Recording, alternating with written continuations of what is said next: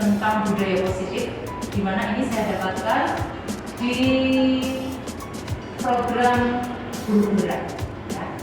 Sebenarnya ada beberapa modul, tapi ini modul 1 bagiannya subnya 1.4. Memang tugasnya itu. Jadi judulnya diseminasi budaya positif. Ya, nanti Bapak akan lihat. Nah ini saya termasuk angkatan 7. Kemudian kelasnya kelas 35K.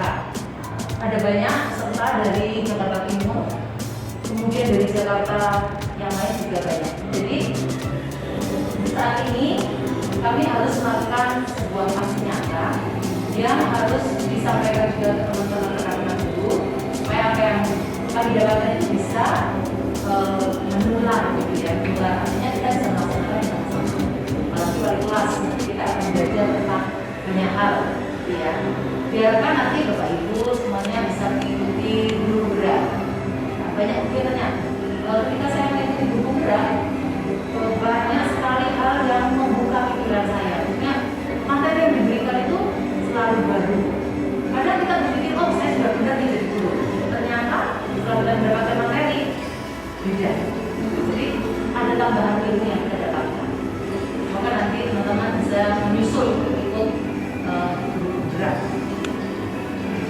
Nah, ketika pertama kali kami ikut Guru Gerak, kami dikenalkan dulu dengan Bapak Pendidikan Indonesia, yaitu Bapak Suhajar Dewantara. Tapi di sana sebutannya HD karena lebih mudah, lebih cepat gitu ya, HD. Nah di sini kami belajar tentang bagaimana sih tujuan dari pendidikan, yaitu menuntun kodrat siswa, kodrat murid agar mereka mencapai kebahagiaan dan keselamatan sebagai manusia maupun sebagai anggota masyarakat. Jadi kita bertugas sebagai pendidik itu menuntun arah langkah siswa supaya menjadi baik, supaya lebih baik, ya. KHD sendiri mengandaikan bahwa murid itu adalah seperti benih jagung. Kalau benih jagung itu misalnya sudah baik, sudah berkualitas, tetapi dalam isi petaninya yang merawat itu kurang perhatian, kurang merawat dengan baik, pasti hasilnya juga tidak akan baik. Tetapi kalau benihnya tidak berkualitas, tapi perawatannya baik, diberi pupuk dan sebagainya, itu akan membuat siswa atau benih jagung itu akan tumbuh dengan baik. Ya, istilahnya seperti itu. Jadi diharapkan supaya kita bisa mengarahkan kodrat siswa yang sebenarnya mereka sudah punya kodratnya masing-masing dan kita bisa mengarahkan ke mana arah yang berbeda. Itu untuk awal di modul 1 kami banyak dibuka dengan filosofi dari Ki Hajar Dewantara. Materi hari ini antara lain ada disiplin positif dan nilai kebajikan universal, kemudian teori motivasi, hukuman, penghargaan. Kita lebih tahu bagaimana sih sebenarnya hukuman itu, penghargaan, ya. Kemudian ada keyakinan kelas. Ini nanti yang akan mungkin kita bisa praktekkan di kelas kita. Kemudian kebutuhan dasar manusia, lalu posisi kontrol dan segitiga restitusi. Pasti Bapak Ibu merasa asing dengan ini ya, banyak hal-hal yang berbeda ya. Saya juga waktu mengikuti Guru Gerak, sebenarnya itu segitiga restitusi apa itu ya. Nanti kita akan lebih lanjut. Kita awali dengan apa sih pengertian dari budaya positif yang sebagai judul ya tema kita. Budaya positif adalah suatu kebiasaan yang bernilai positif. Di dalamnya mengandung sejumlah kegiatan yang mampu menumbuhkan karakter murid. Sebenarnya sekolah kita sudah banyak ya kebiasaan yang baik.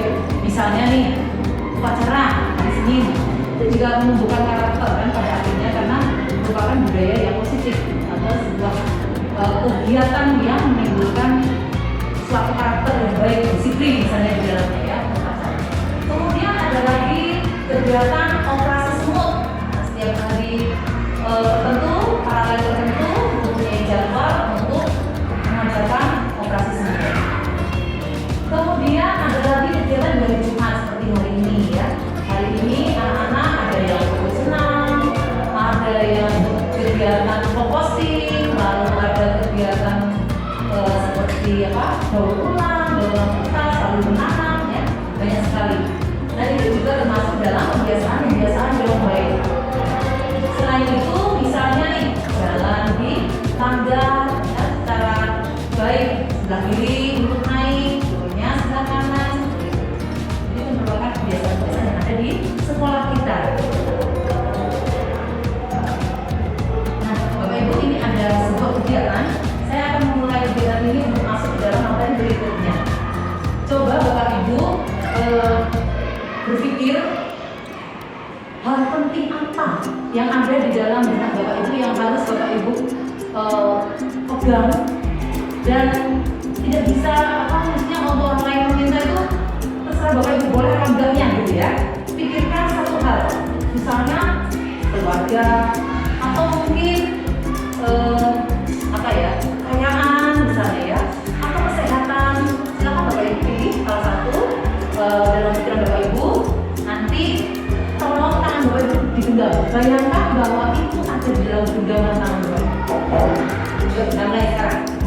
Dan genggaman kita di dalamnya ada sesuatu hal yang prinsip bagi kita, misalnya penting bagi kita. Nah, kalau sudah menemukan, sekarang kita berpasangan nih, saling mencoba membuka kartunya temannya. Boleh enggak? Silakan ya. Menurut Bapak Ibu boleh enggak itu diminta kartunya? Yuk, silakan Bapak Ibu berpasangan. Ada pasangannya kan? Ya, boleh.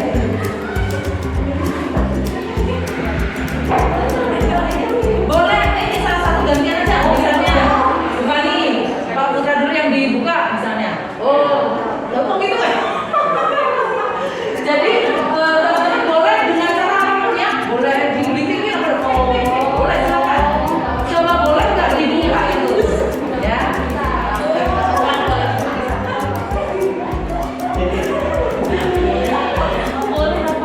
Boleh. Oh ya boleh nggak apa, terserah. Baik. Ya oke. Sekarang gantian.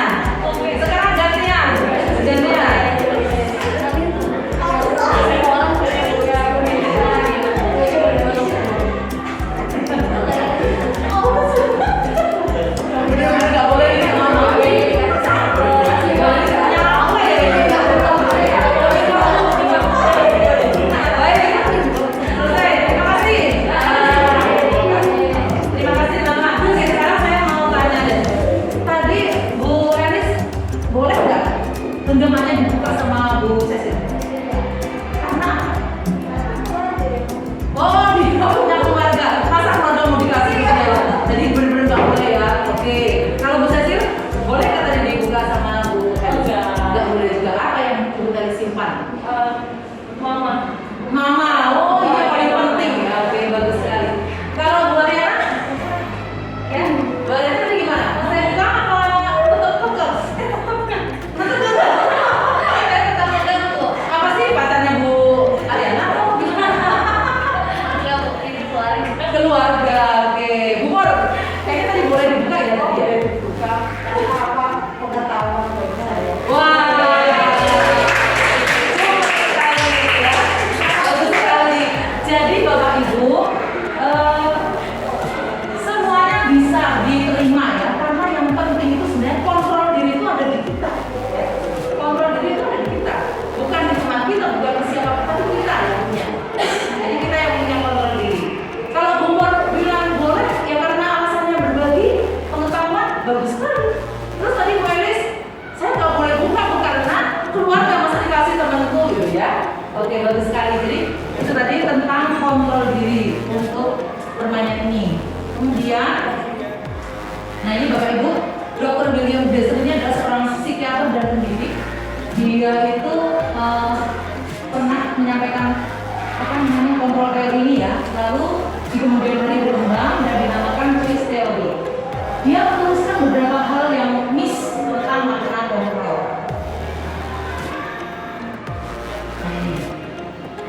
Yang pertama, ilusi guru mengontrol murid. Jadi kadang-kadang guru itu berpikiran bahwa saya itu dapat mengontrol murid, padahal tidak boleh. Jadi murid itu bisa bilang tidak. Misalnya kita bilang, tolonglah berarti dia ada di bawah kontrol kita. Tapi kalau enggak, itu memang dia memiliki kontrol diri, ya. Kita tidak boleh memaksa dia. Enggak, aku harus sabun, enggak mau. Sabun enggak mungkin, ya. Jadi kita hanya berilusi bahwa kita itu memiliki kontrol terhadap murid. Padahal murid bisa mengatakan tidak, gitu ya. Kemudian ilusi bahwa semua penguatan positif efektif dan bermanfaat. Penguatan positif itu seperti bujukan. Kita sering membujuk murid, kayak kelas 2 belajar menulis. Menulis kok tapi itu ya, menulis ya pasti sering ya kita mengajak siswa untuk belajar menulis, apalagi sudah ada tambahan-tambahan gitu ya.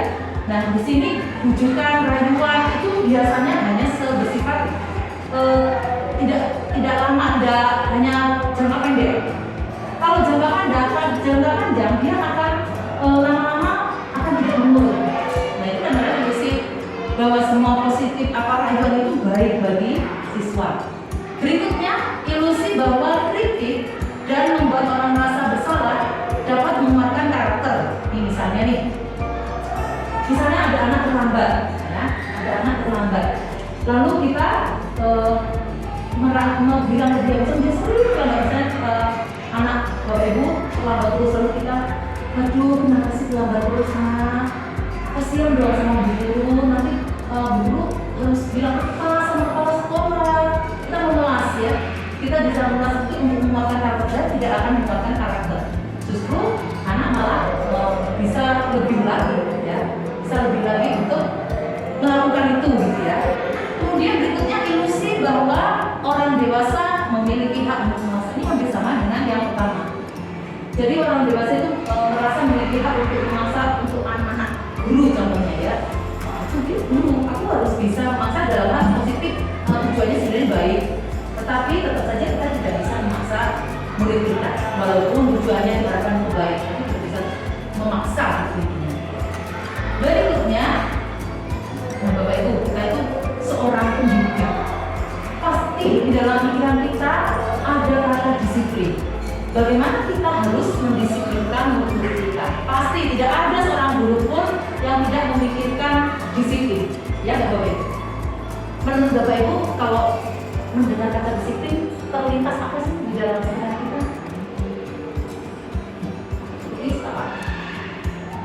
Kalau ada disiplin bisa mengikuti apa? Mengikuti aturan. Dulu ya? Mengikuti aturan. Disiplin.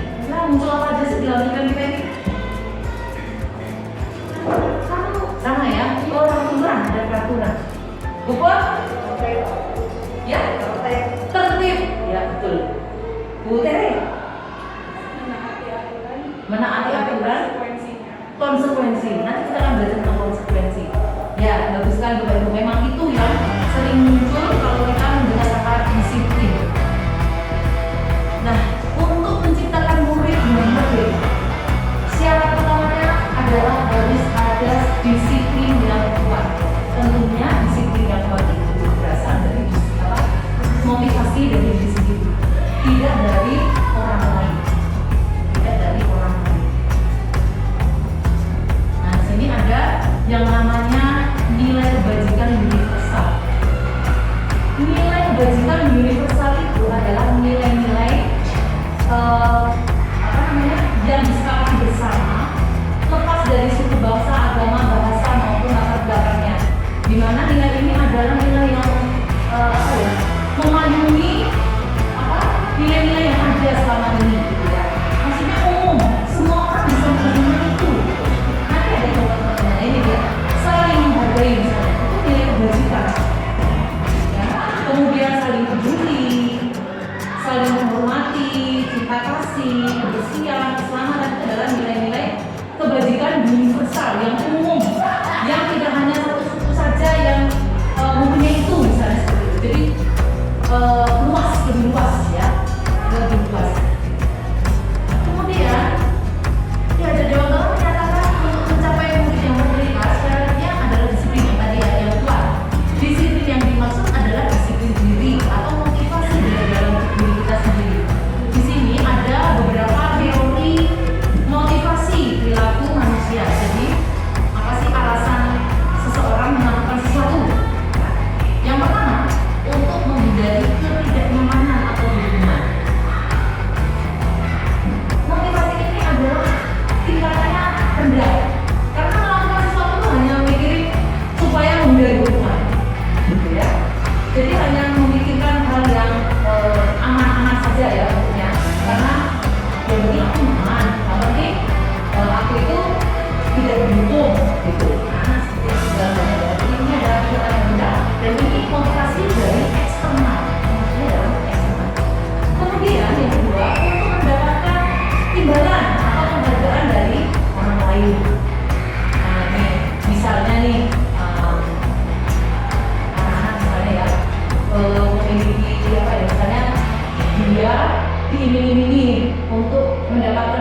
juga melakukan sesuatu.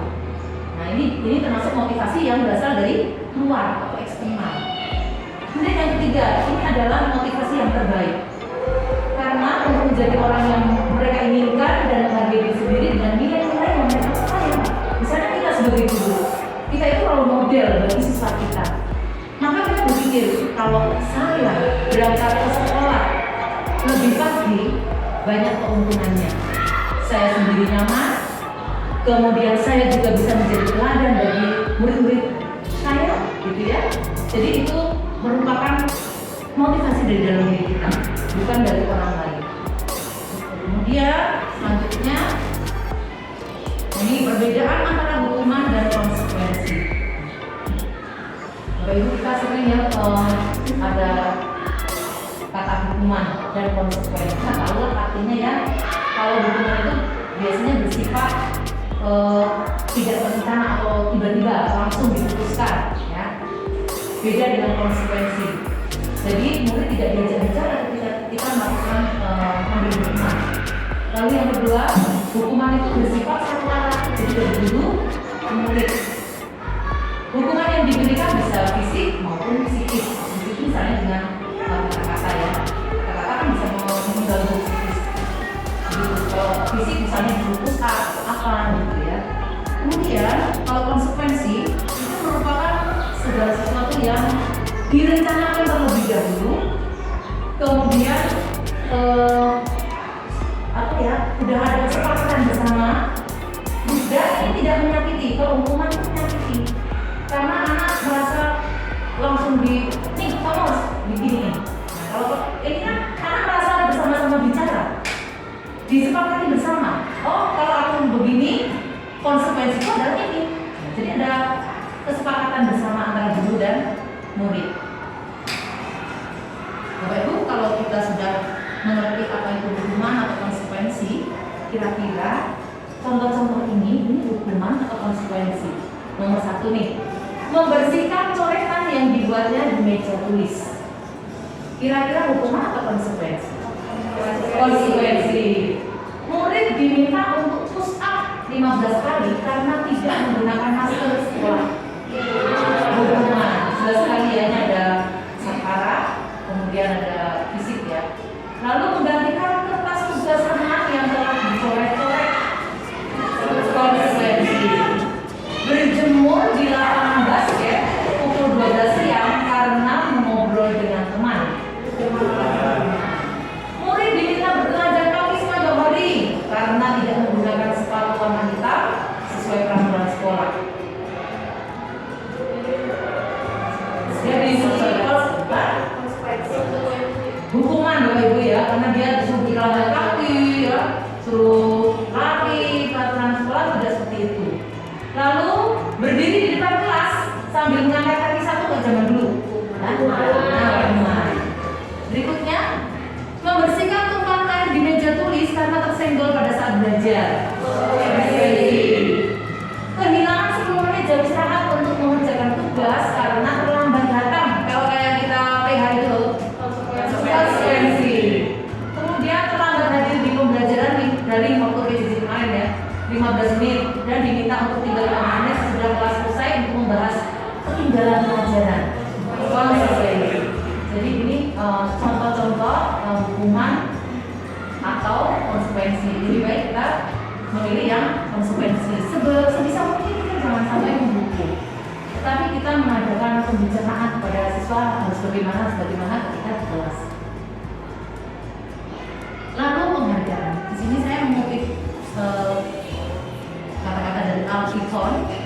Saat kita berulang kali menjanjikan hadiah kepada anak-anak agar berperilaku tanggung jawab, dan kepada seorang murid agar mempelajari sesuatu yang baru, atau kepada seseorang karyawan agar melakukan pekerjaan yang berkualitas, kita sedang berasumsi mereka tidak dapat melakukannya, atau mereka tidak akan memilih untuk melakukan.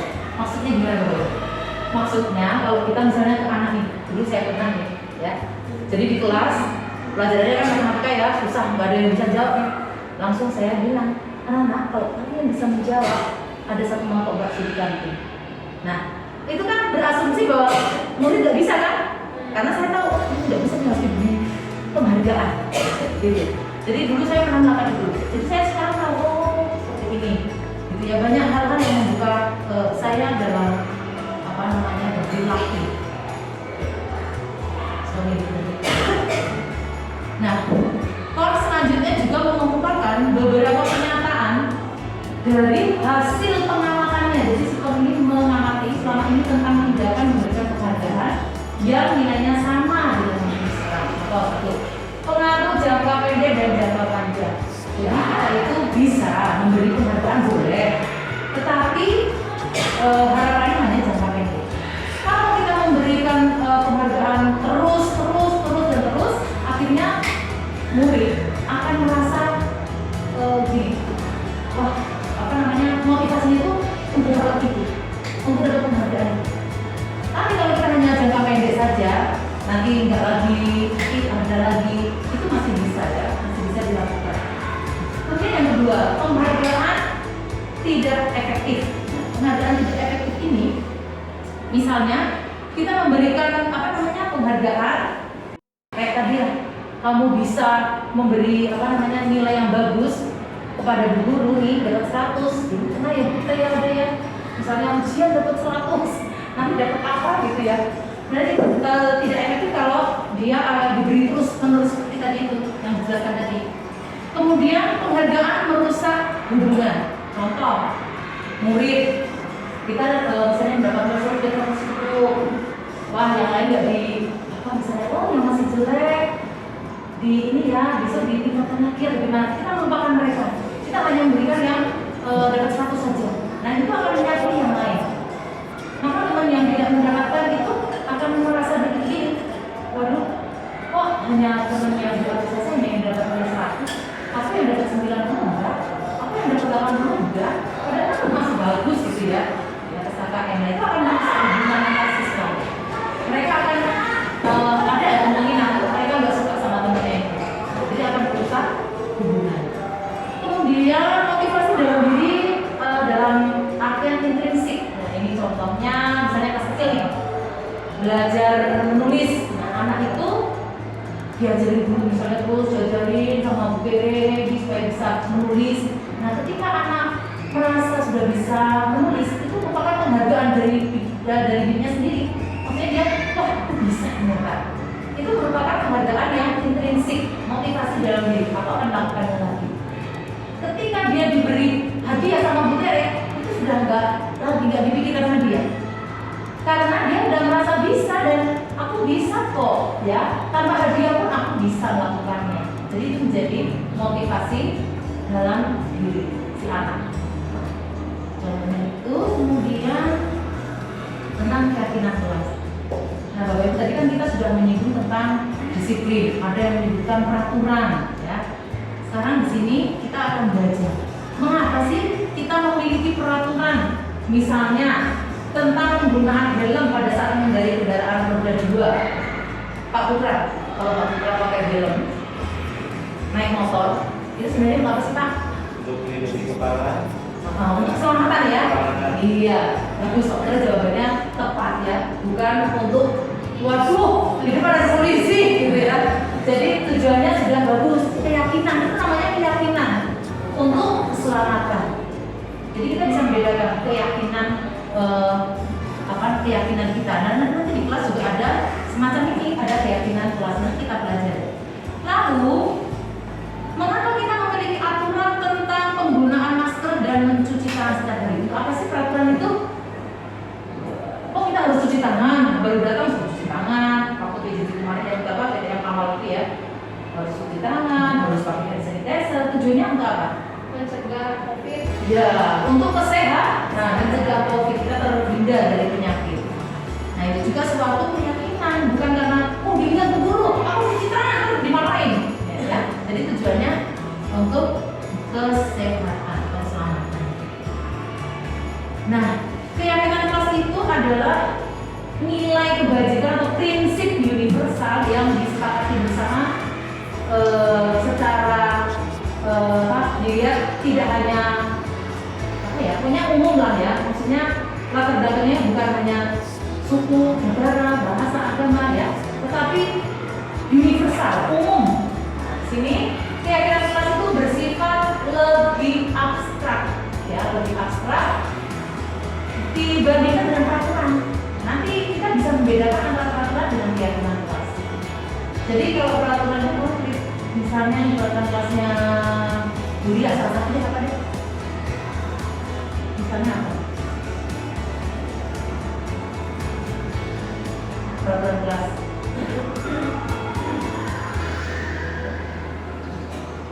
Siapa yang punya peraturan kelas? Ada kan? Aku. Apa? Tidak boleh lari-larian, Bu. Nah, tidak boleh lari-larian, jelas ya, tidak boleh lari-larian ketika di dalam kelas misalnya. Itu jelas. Jadi konkret. Kalau kita membaca itu udah paham, ya. Kemudian keyakinan kelas berupa pernyataan-pernyataan universal, umum.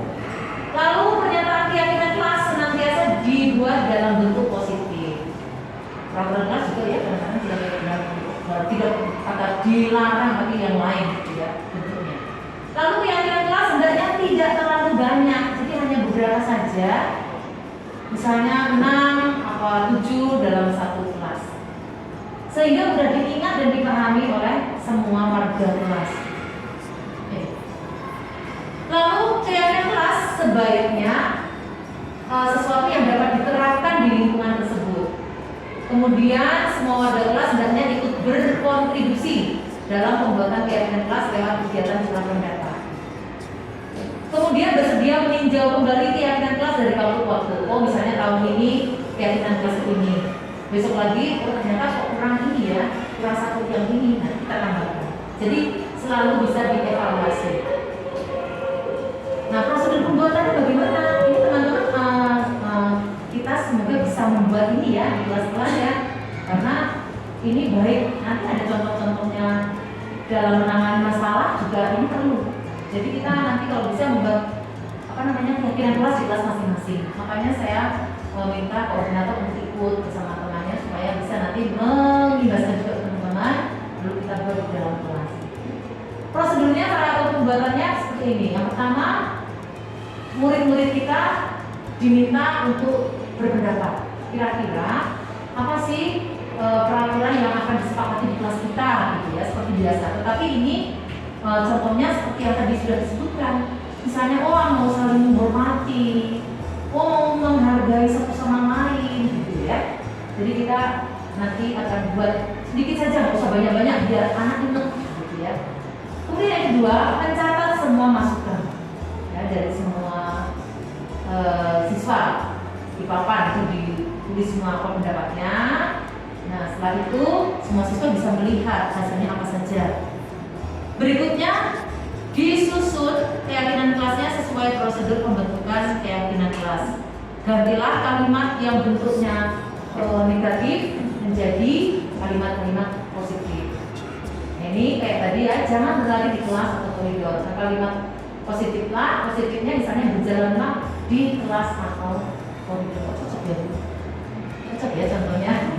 Berikutnya tinjau kembali daftar curah pendapat yang sudah dicatat. Jadi dilihat lagi, dicek lagi, kemudian diulang untuk dievaluasi kalau sudah dilakukan. Begitu kira-kira ya untuk pembuatan keyakinan kelas. Lalu setelah selesai dibuat, semua warga kelas dipersilakan meninjau lagi, lalu disetujui oleh guru atau mau kepala sekolah bisa. Keyakinan sekolah atau kelas selanjutnya bisa dilekatkan di dinding kelas atau ditempel di tempat yang terlihat. Misal anak buat keluar masuknya di pintu, nanti bisa di pintu ya, supaya anak setiap hari bisa lihat dan mengingat tujuannya itu. Nah Bapak Ibu, ini contoh keyakinan kelas dengan peraturan. Yang pertama nih, ini peraturan kembalikan barang ke tempatnya. Tanggung jawab dilarang mengganggu orang lain. Ini maksudnya salah ya Bu. Jadi kembalikan barang ke tempatnya, itu peraturan kelas. Ada kan biasanya ya? Saya suka lihat di kelas itu. Lalu kalau di keyakinan kelas itu namanya tanggung jawab, mengarah ke tanggung jawab, nilai tanggung jawab. Kemudian yang kedua, hadir di sekolah 15 menit sebelum sebelum pembelajaran dimulai. Nanti keyakinan kelasnya misalnya dibuat menghormati orang lain atau berkomitmen. Ya kan kita harus berkomitmen dong, jangan terlambat. Menghargai orang lain, oh bisa menghormati orang lain bisa. Ketika anak sudah mulai belajar, dia baru datang, itu akan mengganggu yang lain. Jadi tidak menghormati orang lain. Berikutnya dilarang melakukan kekerasan. Nah kita membuat keyakinan kelasnya adalah keselamatan di sekolah atau di kelas gitu ya. Kemudian yang keempat bergantian atau menunggu giliran, bisa dengan menghormati orang lain atau kita harus bersabar memberi kesabaran kepada teman-teman. Berikutnya gunakan masker, berarti untuk keselamatan, kesehatan. Kemudian kalau peraturannya berjalan di kelas dan koridor, kita juga mengambil keyakinan kelasnya keselamatan atau keamanan. Jadi hanya apa ya? Hanya satu kata, dua kata saja, kalau mungkin tidak panjang-panjang, singkat, jelas, gitu ya. Dan itu mudah diingat, cirinya itu. Nah, Bapak Ibu, untuk kebutuhan dasar manusia ini ada contoh kasus. Tetapi sebelumnya kita lihat dulu di belakang sebelahnya itu ada bertahan hidup, lalu kasih sayang dan rasa diterima, kebebasan, kesenangan, kemaslahan. Itu adalah kebutuhan dasar murid-murid kita, kebutuhan dasar kita juga. Ya, di sini ada kasus. Saya bacakan, Ibu Akbar, guru wali kelas 3A di SD Pelita Hati sedang bingung menghadapi pula salah satu murid di kelasnya, Moni. Beberapa anak di kelas 3A telah datang kepada keluarga ini dan mengeluhkan Moni seringkali meminta bekal makan siang mereka dengan paksa. Jika Anda menghadapi situasi seperti Ibu Akbar, apa yang akan Anda lakukan? Menurut Anda, kira-kira apa alasan Moni melakukan? Jadi setiap kali ada kasus seperti ini, kita tidak boleh langsung marah sama murid kita itu. Jangan langsung menjudge, lalu kita menghukum dia, tidak. Tapi kita harus melihat dari kebutuhan dasar. Kira-kira apa sih? Kenapa sih ya? Banyak alasan. Si Moni bisa mengatakan apapun. Misalnya, kita lihat, ya. Misalnya si Moni mengatakan beralasan kalau dia itu lapar. Itu artinya Moni sedang memenuhi kebutuhan untuk bertahan hidup. Mungkin mamanya nggak ngasih. Ada loh ini ya, siswa saya. Nah itu ya, dia berarti anak ini berarti kebutuhannya itu butuh untuk bertahan hidup. Artinya dia lapar, dia nggak dikasih makan sama mamanya. Lalu alasan senang, misalnya dia bilang, saya senang melihat teman-teman itu memperhatikan dia karena dia suka minta-minta. Berarti dia kurang cinta. Ya, kebutuhan dasarnya adalah cinta kasih. Mungkin kalau dia bilang lagi misalnya alasannya yang lain, misalnya menjadi hebat, teman-teman jadi takut sama dia, ya, maka itu dia berarti kebutuhan dasarnya adalah penguasaan. Dia butuh untuk menguasai. Lalu ada lagi misalnya jawaban dia, bosan dengan bekal yang dikasih mama. Itu terus. Ayam terus. Nah ini dia berarti kebutuhan dasarnya adalah kebebasan. Dia ingin bekal yang bentuknya lain. Lalu alasannya misalnya iseng, berarti dia butuh senang karena bisa ngisengin teman ya. Jadi dia butuh kesenangan. Nah ini 5 ini adalah kebutuhan dasar manusia yang selalu harus kita lihat dulu. Kalau ada masalah kita harus lihat ke sini. Ada apa sih sebenarnya ini ya?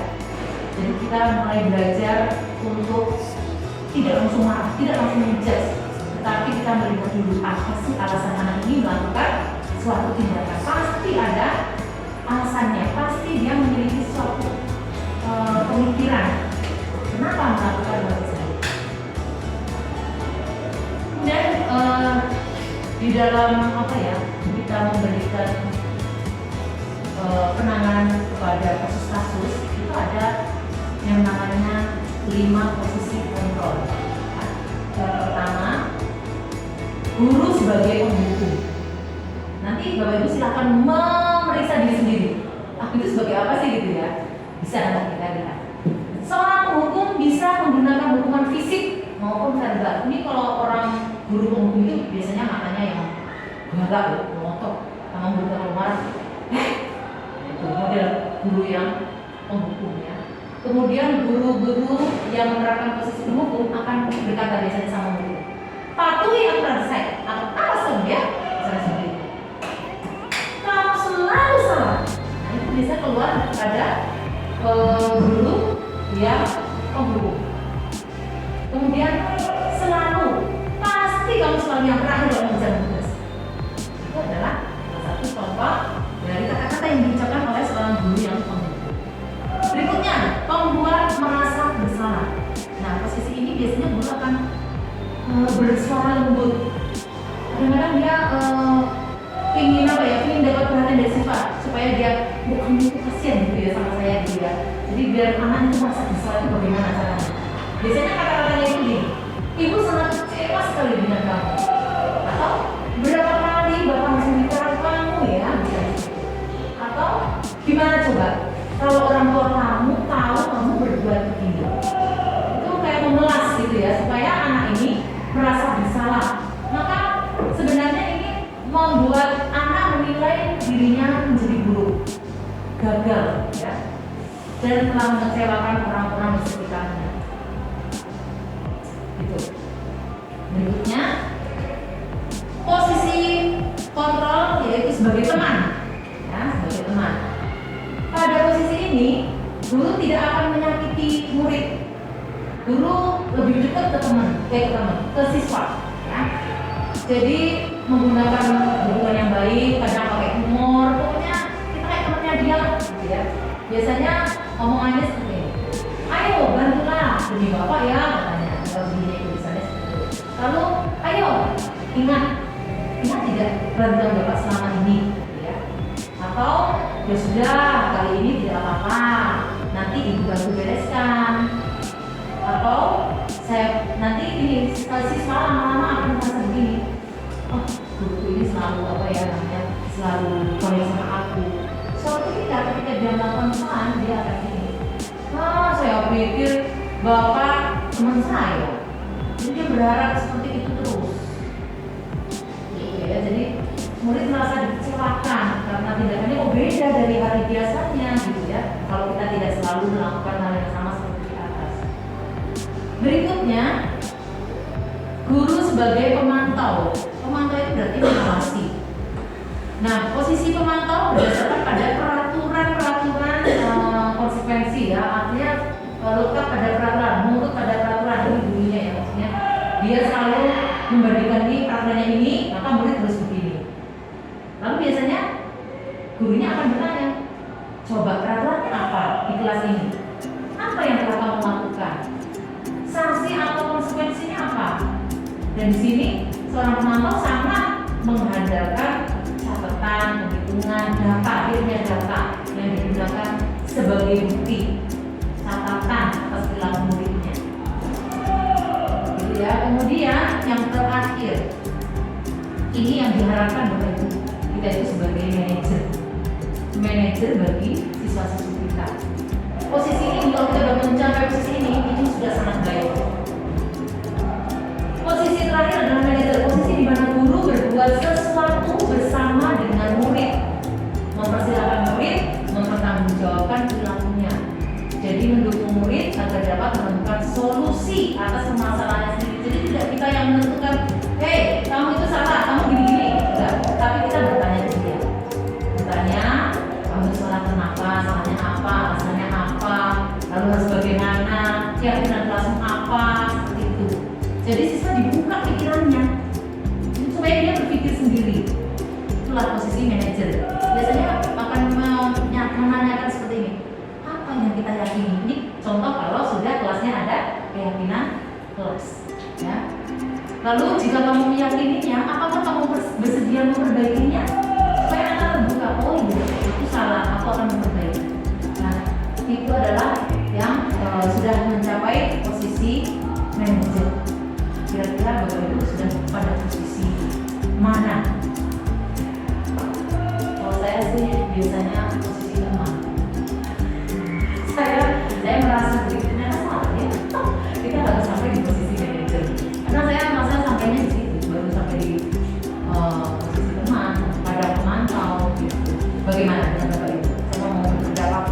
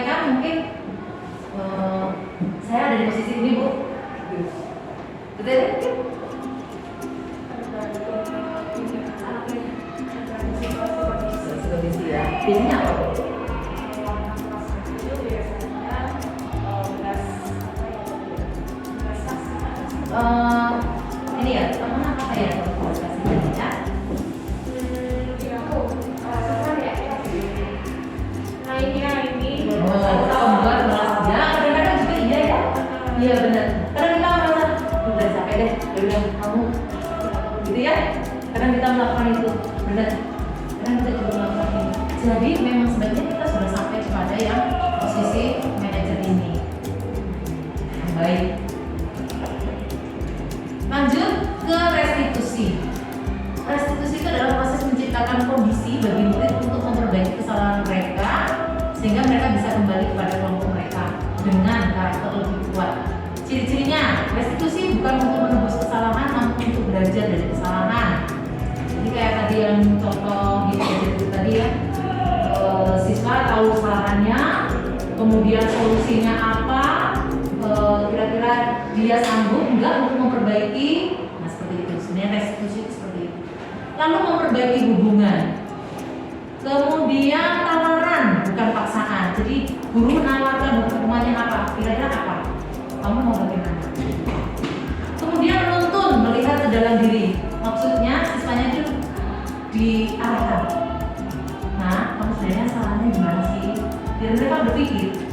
Bukan kita menjauhi kamu tuh salah, kamu gini-gini, tapi kita mengarahkan siswa, menuntun siswa supaya tahu, melihat dalam dirinya sendiri salahnya apa, mengerti dan sadar.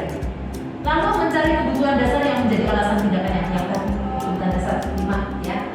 Fokus pada karakter bukan tindakan. Tuh. Jadi kita menegur siswa itu pokoknya arahnya itu karakter, jangan tindakan hukuman. Nah ini Bapak Ibu yang namanya segitiga restitusi. Dimulai dari sini Bapak Ibu, kalau kita punya kasus siswa, kita akan mulai dari sini. Yang pertama menstabilkan identitas. Jadi kita menstabilkan siswa. Dia udah takut tuh melakukan suatu kesalahan. Kita harus bisa membuat dia nyaman dulu sama kita. Jangan langsung kita marah-marah. Tapi kita stabilkan dulu supaya dia tenang, dia bisa berpikir. Kita katakan aja bahwa enggak semua orang itu punya kesalahan kok. Nah, ya. Jadi kita harus membombong dia dulu supaya dia bisa emosinya stabil juga, tidak takut sama kita. Ya, kalau dia udah takut dulu sama kita, dia nggak akan bicara jujur dan tidak akan selesai masalahnya. Jadi kita harus stabilkan dulu. Yang kedua, validasi tindakan yang salah. Jadi kita di situ melakukan memberikan pertanyaan ke siswa. Kira-kira alasannya apa sih sebenarnya dia kok melakukan hal ini? Lalu yang berikutnya menanyakan keyakinan. Nah, kan kita sudah punya keyakinan kelas, lalu tanyakan. Kamu ingat enggak keyakinan kelas kita apa? Iya Bu, misalnya dia nakal karena tidak menghormati kita saat pelajaran dia ngobrol. Iya Bu, aku ingat keyakinan kelas kita adalah untuk saling menghormati Bu. Nah, kamu ingat, kamu bersedia memperbaikinya?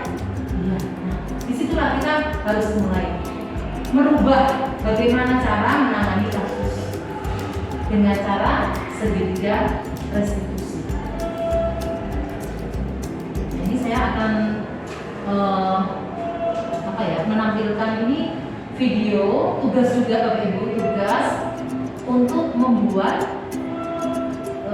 segitiga restitusi ini dalam sebuah kasus. Jadi saya punya kasus, terus bagaimana saya akan menangani. Ini tugas di modul 1 juga.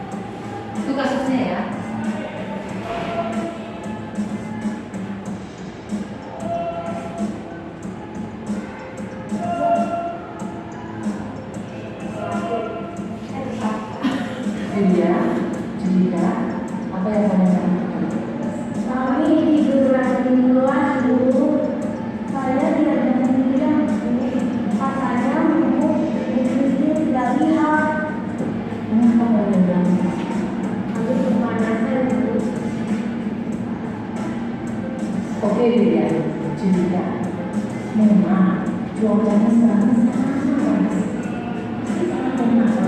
Distabilkan. Sejuk dingin. Begitu juga itu juga lepaskan di lantai. Jadi kemudian kita kalau kita bisa belajar, tidak betul ya. Ibu di sini bukan untuk melakukan pekerjaan, ya. Yuk, maka sekarang kita tentang apa yang bisa kita lakukan untuk memperbaiki. Oke, ya. Kalau ini pasti punya asa. Ya, ibu lihat kamu merasa senang setelah melakukan hal ini, ya. Tetapi kalau tidak mau melakukan itu membuat kita jadi tidak fokus belajar. Juga enggak. Sehingga sekarang hanya dalam masa sekarang. Sekarang, mari kita bicara tentang keadaan kelas dan keadaan sekarang. Apa yang kita lakukan? Yang mana yang belum ditunjukkan?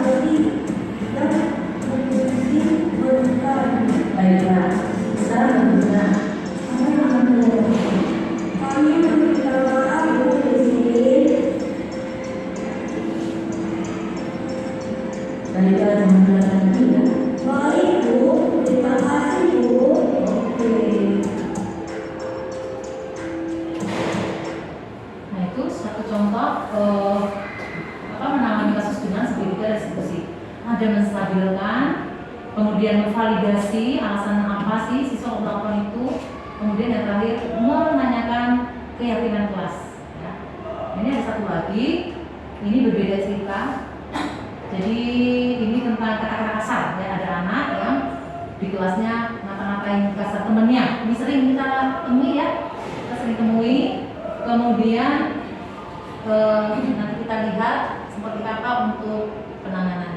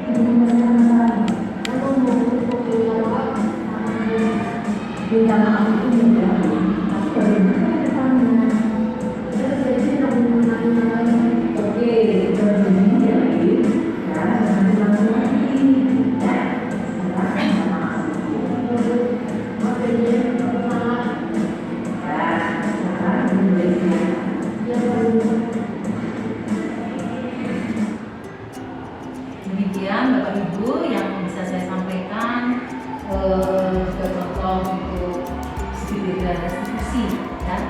Sebaiknya nanti kalau untuk menangani kasus-kasus kita memakai segitiga restitusi supaya anak juga merasa tidak tersakiti gitu ya. Mungkin Bapak Ibu ada yang mau menanyakan sesuatu, dipersilakan. Mungkin ada yang belum jelas tentang silakan.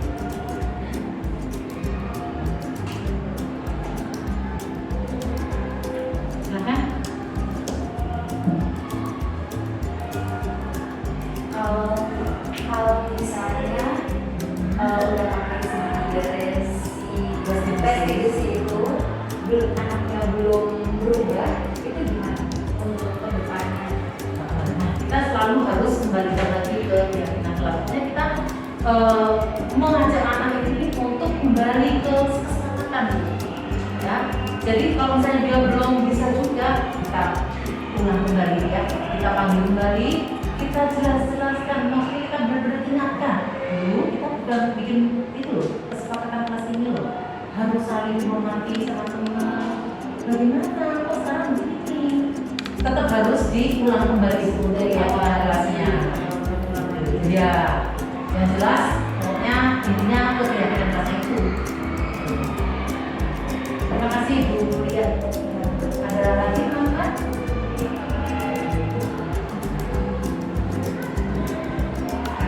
Ada?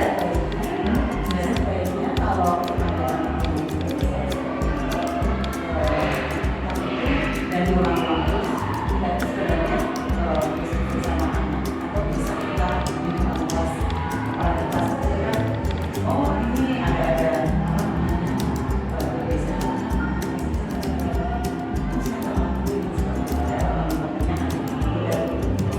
korbannya juga ada. Kalau ada kasus seperti itu kan, itu secara pribadi atau kita bisa di kelas untuk temannya kasih masukan. Terima kasih Bu Gis.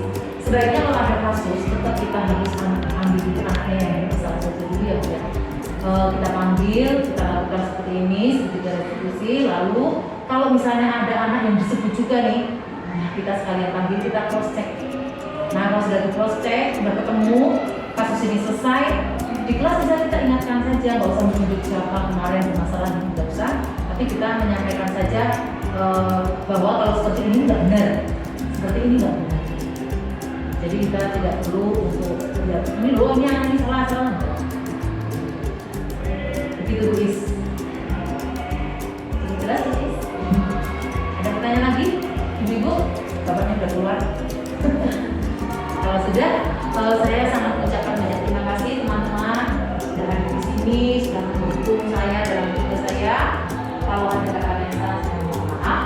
Terima kasih. Silakan kembali untuk melakukan. Terima kasih. Terima kasih Bu Christine atas ilmunya yang diberikan kepada kami semua. Setelah kita melihat apa yang dipaparkan Bu Christine, itu sangat bermanfaat bagi kami sebagai guru-guru. Ternyata masih jauh gitu ya dari sempurna sebagai guru. Semoga dengan ilmu yang diberikan Bu Christine, kita akan menjadi guru yang lebih dan lebih baik lagi. Oke, terima kasih.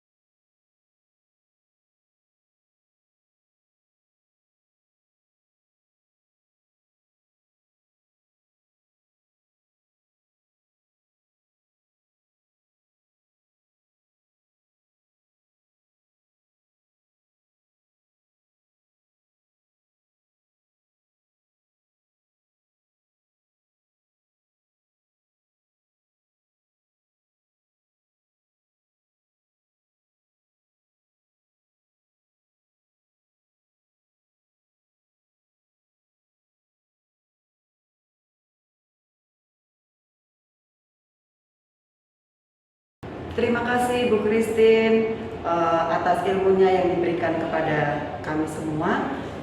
Setelah kita melihat apa yang dipaparkan Bu Christine, itu sangat bermanfaat bagi kami sebagai guru-guru. Ternyata masih jauh gitu ya dari sempurna sebagai guru. Semoga dengan ilmu yang diberikan Bu Christine, kita akan menjadi guru yang lebih dan lebih baik lagi. Oke, terima kasih.